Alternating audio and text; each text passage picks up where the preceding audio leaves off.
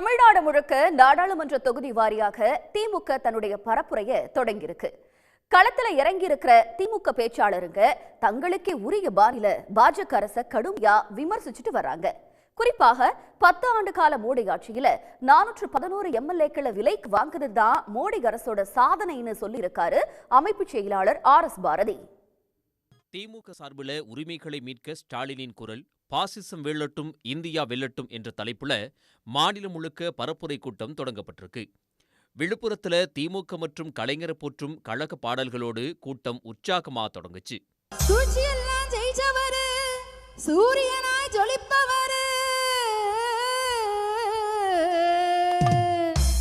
மூச்சிருந்த மறையினிலே முத்தமிழாய் வாழ்ந்தவர் கண்டாவர சொல்லுங்க, கலைஞர் கையோடு கூட்டி வாருங்க. கண்டாவர சொல்லுங்க, கலைஞர் கையோடு கூட்டி வாருங்க. கண்டாவர சொல்லுங்க, கலைஞர் கையோடு கூட்டி வாருங்க. கண்டாவர சொல்லுங்க, கலைஞர் கனிவோடு கூட்டி வாருங்க. கூட்டத்துல சிறப்பு விருந்தினரா கலந்துகிட்ட திமுக அமைப்பு செயலாளர் RS பாரதி 411 எம்எல்ஏக்களை விலைக்கு வாங்கி ஆட்சிகளை கவிழ்த்ததுதான் 10 ஆண்டு கால மோடி அரசினோட சாதனைன்னு சாடினாரு. இந்திய அளவில் நீங்கள் எடுத்துக்கொள்வீர்களா ஒரு பொய்யான செய்தியை சொல்கிறார். மோடி வந்துடுவார், மொத்தம் 543 சீட்டு. சராசரி பேப்பர் கணக்கு வச்சு பாருங்க, எப்படி அவர் 300 சீட் ஜெயிக்க முடியும்? கேரளாவில் ஒன்று கூட கிடையாது, தமிழ்நாட்டில் ஒன்று கூட ஜெயிக்க முடியாது, ஆந்திராவில் ஒன்று கூட ஜெயிக்க முடியாது, வெஸ்ட் பெங்காலில் ஒன்று கூட ஜெயிக்க முடியாது, பஞ்சாபில் ஒன்று கூட ஜெயிக்க முடியாது, டெல்லியில் ஒன்று கூட ஜெயிக்க முடியாது, உத்தரப்பிரதேசத்தில் அகிலேஷ் யாதவ் அவர் அமைச்சருக்கு கூட்டணிப்படி போன முறை 4 சீட்டு தான் நம்ம அணிக்கு வந்தது. இப்போ 80 சீட்டில் 73 சீட்டு அகிலேஷ் யாதவுக்கு வரப்போன்னு கருத்து கணிப்பு சொல்கிறான். ஒரே ஒரு கணிப்பு சொல்கிறேன், அவன் ஜெயிக்கிறதா இருந்தால் எதுக்காக ஆளை பிடிக்கிறான்? ஏன் பிடிக்கிறார் மோடி? எதுக்காக ஆளை பிடிக்கிறாரு? புள்ள பிடிக்கிறவன் மாதிரி ஒரு கட்சியிலேருந்து ஆளை பிடிக்கிறார். அதில் இந்த காங்கிரஸ்காரங்க இவ்வளோ நாள் இருந்துட்டு திடீர்னு மாறுறாங்க. இந்த கமல்நாத் ஒருத்தன், அவன் தான் இந்த சனாதானத்தை பிரச்சனை பெருசாக பேசினார். இந்த சனாதானத்தை பற்றி உதயநிதி பேசுனதுனால எங்களுக்கெல்லாம் ஓட்டு குறைஞ்சிடும் அப்படின்னு சொல்லி பேசினார். அவன் தான் முதல்ல போய் அங்கே சேர்றான், ஒரு ராஜ்யசபா எம்பிக்காக. அதே போல் காலையில் இங்கே இருக்கிறான், சாயந்தரம் அங்கே போகிறான். இதுக்கெல்லாம் என்ன காரணம்? ஏறத்தாழ 411 எம்எல்ஏக்களை இந்த 10 வருட ஆட்சி காலத்தில் மோடிக்கு விலைக்கு வாங்கியிருக்கிறார். You are running this government with purchased politicians. விலைக்கு வாங்கப்பட்ட அரசியல்வாதியை வைத்துக்கொண்டு மோடி ஆட்சி நடத்த விரும்புகிறார். ரொம்ப நாள் நிலைக்காது. கன்னியாகுமரி கூட்டத்துல வழக்கம் போல பாட்டு பாடி பேச தொடங்கிய ஐலியோனி ஒற்றுமையா இருக்கிற இந்திய மக்களை பாஜக அரசு பிளவுபடுத்தி வருவதா தெரிவிச்சாரு. தேங்கினி மயிலும் இயேசுவின் நாமம் திவ்ய மதுரமாமே, மண்ணானாலும் திருச்செந்தூரில் மண்ணாவேன், பசும் புல்லானாலும் முருகன் அருளால் பூவாவேன். இறைவனிடம் கையேந்துங்கள், அவன் இல்லை என்று சொல்லுவதில்லை, இல்லை என்று சொல்லும் மனம் இல்லாதவன். மதத்தின் பெயரால் மக்களை பிளவுபடுத்துகின்ற பாஜக, முருகன் கையில் இருக்கும் வேலை பிடுங்கி ஊர்வலம் வந்து அதை அரசியலாக்குவது பாஜக. அதே முருகன் கோயிலில் கும்பாபிஷேகம் நடத்தி மக்கள் வழிபடுவதற்கு அனைத்து வசதிகளையும் செய்து கொடுப்பது திராவிட மாடல் ஆட்சி. 3500 கோயில்களுக்கு இதுவரை கும்பாபிஷேகம் நடத்தப்பட்டிருக்கிறது. 25 கோயில்களுக்கு தங்கத்தேர் வழங்கப்பட்டிருக்கிறது. 4 கோயில்களில் இந்து சமய அறநிலையத்துறை சார்பாக கல்லூரிகள் உருவாக்கப்பட்டிருக்கின்றன. விபூதி பூசாத தர்மகர்த்தா யார் என்றால் அவர்தான் எங்கள் தளபதி MK ஸ்டாலின். நாமக்கல் நாடாளுமன்ற பரப்புரை கூட்டத்துல கலைஞரின் வரலாற்று விளக்கும் பாடல்கள் ஓங்கி ஒலிச்சிச்சு. உயிர்காக்கும் சிச்சையாம் காப்பீட்டு திட்டம் அது உடனடியாய் செய்தது எங்கள் கலைஞரின் சட்டம். வருது பாரு 108 வண்டி. ஆபத்துனா இப்ப எடுத்த உடனே 108க்கு போன் பண்றோம்னா அதை கொண்டுட்டு வந்ததே நம்ம கலைஞர் தான். எல்லா துறைகளையும் சீரழித்த பெருமை பிரதமர் மோடிக்கே இருப்பதா மயிலாடுதுறை கூட்டத்துல பேசிய திமுக கொள்கை பரப்பு செயலாளர் சபாபதி மோகன் சரமாரியா குற்றம் சாட்டினாரு. நாடாளுமன்றம் முடிவதற்குள் நான் குடியுரிமை சட்டத்தை கொண்டு வருவேன் அப்படின்னா என்ன அர்த்தம்? இந்துக்களே ஓட்டு போடுங்கன்னு அர்த்தம். அதுக்கு பதிலாக அப்படி சொன்னாரு. எல்லாருக்கும் ஆபத்து. குடியுரிமை சட்டம், குடியுரிமை சட்டத்தை கொண்டு வருவேன். அதிமுகவினுடைய அயோக்கியத்தனம் என்ன தெரியுமா?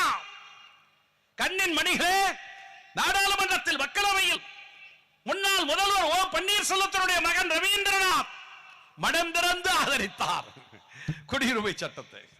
அதிமுக எம்பி தானே. எந்த மூஞ்சியை வச்சுக்கிட்டு இஸ்லாமியர்கள்ட்ட ஓட்டு கேட்க போறீங்க? இந்த நாட்டின் எல்லா துறையும் சீரடித்த பெருமை பிரதமர் மோடியை சார். எல்லா துறையிலும் இன்னைக்கு 2 லட்சம் பேருக்கு திராவிட முன்னேற்ற கழகத்தின் திராவிட மாடல் அரசு 2 லட்சம் இலவச மின் இணைப்புகளை தந்திருக்கிறது. ஒன்னொன்னிலையும் நாம சொல்ல முடியும். மருத்துவத்துறையில், கல்வித்துறையில், விவசாயத்தில், ஆன்மீகத்தில் இதுவரையும் இல்லாத அளவுக்கு இந்த 2 வருஷத்துல 100 தங்கத்தேர் ஓடுது, 200 வெள்ளித்தேர் ஓடுது. நீங்க கூரை கவசம், தங்கத்தாலான கவசம், ஒரு 2000 கோயிலுக்கு மேல குடமுழுக்கு, ஆச்சாரியார் எல்லாருக்கும் நீங்க பாத்தீங்கன்னா சம்பளம், பென்ஷன். இன்னைக்கு தமிழ்நாட்டில் மகிழ்ச்சியா இருக்கிறது யார் தெரியுமா? பக்தர்களும் ஆச்சாரியார்களும் நீங்க தீட்சிதர்களும் தான் இன்னைக்கு சந்தோஷமா இருக்க. இதேபோல தூத்துக்குடி, ஈரோடு, கடலூர் நாடாளுமன்ற தொகுதிகளிலும் திமுக சார்புள்ள பரப்புரை கூட்டங்கள் பரபரப்பா நடந்து முடிஞ்சிச்சு. கோவை மாவட்டம் பொள்ளாச்சியில பிரச்சாரம் செஞ்ச அதிமுக பேச்சாளர் விந்தியா தமிழக பாஜக தலைவர் அண்ணாமலையை பேச்சாலையே வறுத்தெடுத்திருக்காங்க. நீங்க எங்களுக்கு கிளாஸ் எடுக்கிறீங்களா? நீங்க படிச்ச ஸ்கூல்ல நாங்க ஹெட் மாஸ்டர்னு பஞ்ச் டயலாக் விட்ட விந்தியா வீட்டை விட்டு வெளியே வர்ற வயசானவங்களை கூட பிடிச்சு கட்சியில சேர்த்துடுறீங்களேன்னு கடுமையா விமர்சிச்சிருக்காங்க. சமீபத்துல கூட பிஜேபி பயங்கரமா விளம்பரம் கொடுத்தாங்க. நாங்க அதிமுகல இருந்து 17 பேரை தூக்கிட்டு எங்க கட்சியில சேர்த்திருக்கோம். நீங்க அந்த 17 பேரையும் உங்க கட்சியில சேர்க்கறதுக்கு பதிலா முதியவர் இல்லத்துல சேர்த்திருந்தீங்கன்னா ஓட்டு வருதோ இல்லையோ உங்களுக்கு ஒரு கொஞ்சம் புண்ணியமாவது கிடைச்சிருக்கும். இப்பெல்லாம் அவங்க பிஜேபிக்கு பயந்து பென்சில் வாங்குறதுக்கு கூட பெரியவங்களை வெளியில அனுப்ப மாட்டேன்றாங்க. ஏதாவது பேசி பிஜேபி பார்ட்டிக்குள்ள சேர்த்துடுவாங்களோன்னு அந்த நிலைமையில இருக்கு. நீங்க பாத்தீங்கன்னா குயில் காக்கா கூட்டுல முட்டை போடும். காக்காவும் அது தாம் முட்டைன்னு நினைச்சு அடக்காக்கும். எப்போ முட்டை உடைஞ்சு வெளியில சத்தம் போடுதோ காக்காக்கு தெரிஞ்சிடும் இது நம்ம இனம் கிடையாது அப்படின்னு வெளியில தள்ளிடும். அதே மாதிரிதான் அவங்களா சத்தம் போட்டு வெளியில போனா அதுக்கு நம்ம பொறுப்பு கிடையாது. போக போக பிஜேபிக்கு தெரியும் நம்ம கூட இருக்கிற வரைக்கும் தான் அவங்களுக்கு மரியாதைன்றது. அதிமுகன்றது 52 வருஷம் ஆலமரம். இது நேத்து முளைச்ச புல்லெல்லாம் ஆட்டணும் அசைக்கணும்னு நினைக்கிறதெல்லாம் முட்டாள்தனம். இதுல அண்ணாமலை நம்மளுக்கு கிளாஸ் எடுக்கிறாரு.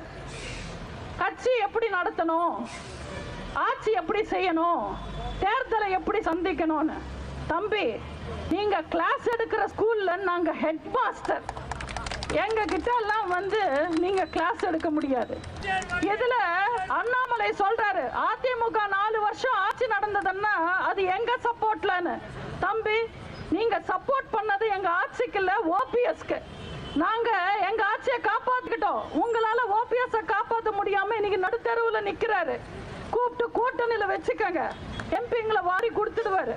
இன்னைக்கு ஓபிஎஸ் இருக்கிற நிலைமையில பிஜேபி ஆபீஸ்ல தோட்ட வேலைக்கு கூப்பிட்டா கூட போற நிலைமையில இருக்காரு. இவங்களெல்லாம் நம்பி வாய் பேசிக்கிட்டு இருக்காரு அண்ணாமலை.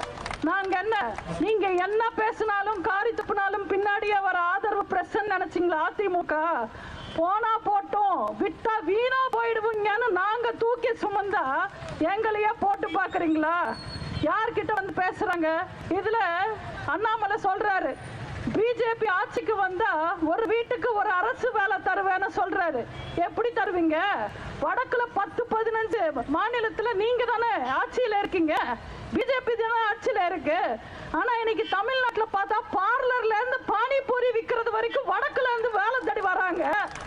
இவங்க எல்லாம் நம்மள பேசுறாங்க. நாடாளுமன்ற தேர்தலுக்கு பிறகு பாருங்க, தமிழ்நாட்டுல பாஜகவோட செல்வாக்கு அதிகரிச்சிருக்கிறது தெரியும்னு அண்ணாமலை நம்பிக்கை தெரிவிச்சிருக்காரு.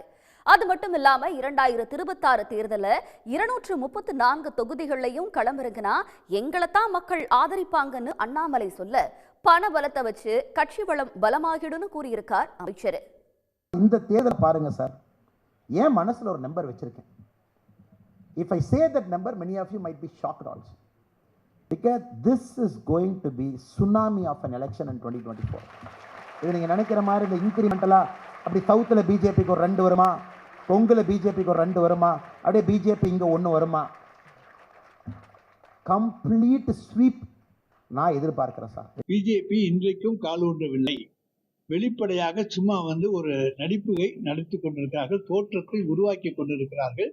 அவர்களுடைய பணபலத்தை வைத்துக்கொண்டு ஏதோ தமிழகத்தில் அவருடைய கட்சி இருப்பது போன்ற ஒரு பாவனையை பண்ணி கொண்டிருக்கிறார்கள். மக்களுடைய வாக்குகளை எண்ணுகின்ற பொழுது அது எந்த சதவீதம் என்பது நன்றாக தெரியும். அங்கீகரிக்கப்படாத அரசியல் கட்சிகள் சின்னத்தை கேட்டு விண்ணப்பிச்சுட்டு வர சூழல்ல எங்களுக்கு கரும்பு விவசாயி சின்னம் கிடைச்சிடும் அப்படின்னு கூலா பதிலளிச்சிருக்காரு சீமான். கோயிலா போகும் பிரதமர் மோடி டெல்லியில போராடுற விவசாயிகளை சந்திக்க நேரம் இல்லையா அப்படின்னு சீமான் கேள்வி எழுப்பியிருக்கார். எனக்கு என்னுடைய ஸ்டேட் 2, புதுச்சேரி, தமிழ்நாடு. நான் கர்நாடகா, ஆந்திரா, கேரளா, மகாராஷ்டிரா, டெல்லியிலலாம் எனக்கு அமைப்பு உலகம்புறா கட்சி இருக்குது. நாங்கள் போட்டி போட போகிறதில்ல. இந்த மாநிலங்களில் போட்டால் அப்போ வேறு சின்னத்தில், இப்போ மகாராஷ்டிரா நான் போட்டி போடுறேன்னு வச்சுக்கோங்களேன், அங்கே வேறு ஒரு சின்னத்தை வாங்கி நின்றுப்பேன். ஆனால் புதுச்சேரியிலையும் தமிழ்நாட்டிலையும் எனக்கு இந்த விவசாய சின்னத்தை ஒதுக்க சொல்லி கேட்பேன். அதில் அவங்களுக்கு ஒன்றும் சிக்கல் இல்லை. இப்போ டெல்லியில் மட்டும் வேளாங்குடி மக்கள் 8 மாதத்துக்கு ஒன்று அரிசி பருப்பை கொண்டு வந்து இறங்கிட்டான். ஏற்று பார்க்க போகிறார் அவர். சொல்லுங்கள், பஞ்சாபில் இருக்க கோயிலுக்கு வேணால் போவார், போராடுற விவசாயிகளை பார்க்க மாட்டார். இங்கே அப்படி தான் நான் திருவிழியூர் இது ஸ்ரீரங்கம் போனாங்க, ராமேஸ்வரம் போனாங்க, தனுஷ்கோடி போனாங்க. ஆனால் பக்கத்தில் தூத்துக்குடியில் நாங்கள் பல்லாயிரக்கணக்கில் வெள்ளத்தில் சேதப்பட்டு லட்சக்கணக்கான மக்கள் அவதி விட்டோம், 100கணக்கில் செத்தோம். ஒரு பார்வை இல்லையே. அது அவங்களுக்கு அது அல்ல பிரச்சனை. அவங்க கோயில்கிட்டே இருப்பாங்க, நாங்கள் குடிச்சிக்கிட்டே இருப்போம். 2 பேருக்கும் 5000 கிலோமீட்டர் வித்தியாசம் இருக்குது. அவங்க வணங்குற சாமியை பேசுவாங்க, நாங்கள் வாழ்கிற பூமியை பற்றி கவலைப்படுவோம், பூமியை பேசுவோம். 2 பேருக்கு ரொம்ப வித்தியாசம் இருக்குது. அதனால் அதை பேசிப்பேன். பிரச்சார கூட்டத்திற்கு சீக்கிரமா வர்றவங்களுக்கு புடவை தர்றதா சொல்லி ஆள் சேர்க்கிறாங்க அதிமுக. இது கட்சி பிரச்சார கூட்டமா இல்ல கடை திறப்பு விழாவா அப்படின்னு அதிமுக கட்சிக்காரங்களை கடுமையா விமர்சிச்சுட்டு வராங்க. திருவண்ணாமலை மாவட்டம் வந்தவாசி அருகே ஆயிலவாடி கிராமத்துல தான் இப்படி நூதன முறையில ஆள் சேர்த்திருக்காங்க அதிமுக. அங்கு அதிமுக சார்புல தெருமுனை பிரச்சார கூட்டம் நடத்த திட்டமிடப்பட்டுச்சு. ஆனா மக்கள் வருவாங்களா மாட்டாங்களா என்று சந்தேகப்பட்ட அதிமுக கட்சிக்காரங்க அதுக்காக நூதன அறிவிப்பு ஒண்ணு அறிவிச்சாங்க. அதுபடி பிரச்சார கூட்டத்துக்கு முன்னாடி வந்தா ஒரு சேலை வழங்கப்படும் என ஒலிபெருக்கி வாயிலா அறிவிச்சிருக்காங்க. இத கேட்டதும் பெண்களும் அதிக அளவில் திரள கூட்டம் முடிஞ்சதும் சேலையும் கொடுத்தாங்க.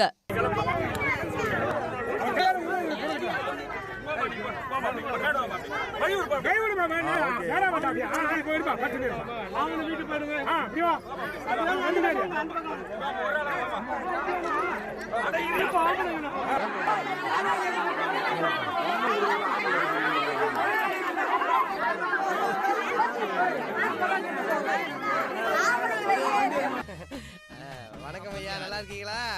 பார்த்தா நல்லா இருக்கியா? வாங்க வாங்க வாங்க, போயிட்டு வாங்க. வாங்கம்மா, வீட்டில் சௌக்கியமா? போயிட்டு வாங்க. வணக்கம் வணக்கம் ஐயா. வாங்கம்மா, நல்லா இருக்கீங்களா? பெரியப்பா கலப்பா இருக்கு. இவங்களாம் இதே மாதிரி நாளைக்கு வர சொல்லு. போங்க போங்க, மிச்சம்லாம் நாளைக்கு. ஒரு நாளைக்கு 300 வேட்டி சேலை தான் கொடுக்க முடியும். கிழிச்சிக்காதயா, நாளைக்கு இதை வச்சுதான் பில்டப் பண்ணுமா. நேத்து ஸ்கூல்ல 1000 நோட்டு புத்தகம் கொடுத்தேனே, என்ன சொன்னாங்க? ஒரே ஒரு நோட்டு புத்தகம் தானே, ஊரே ஒண்ணு சேர்ந்து காரி துப்பு.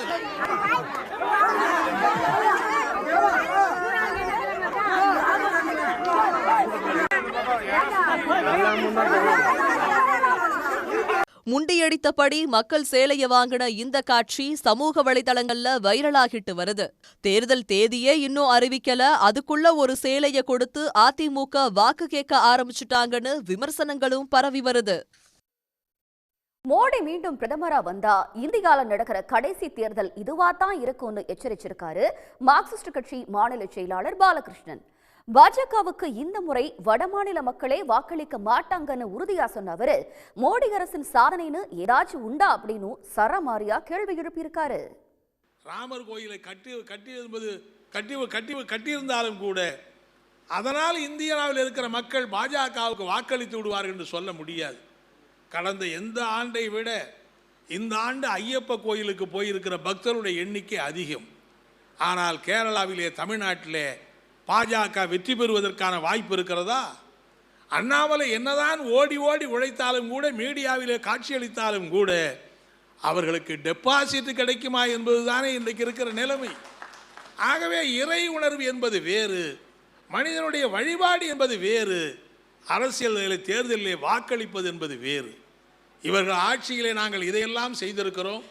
இப்படிப்பட்ட கோரிக்கை நான் என்ன கேட்கிறேன், 5 ஆண்டு காலத்திலே நாடாளுமன்ற உறுப்பினராக இருக்கிற தோழர் வெங்கடேசன் ஒரு புத்தகத்திலே எல்லாவற்றையும் எழுதி இத்தனை சாதனைகளை நாங்கள் படைத்திருக்கிறோம் என்று சொல்லுவதைப் போல மோடி அரசாங்கம் எதையாவது 5 ஆண்டு காலத்தில் நீங்கள் என்ன சாதித்தீர்கள் என்று சொல்ல முடியுமா? ஆகவே அந்த சாதனைகளை சொல்லி ஓட்டு கேட்க முடியாது, உங்களுடைய முகத்தை காட்டி ஓட்டு கேட்க முடியாது.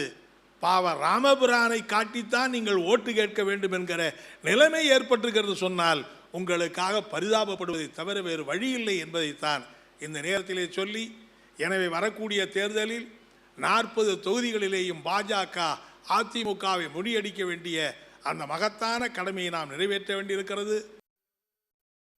புதுச்சேரியில சொத்துக்களை காப்பாற்றவே நமச்சிவாயம் பாஜகவுக்கு போனதா அந்த மாநில முன்னாள் முதலமைச்சர் நாராயணசாமி குற்றம் சாட்டியிருக்காரு.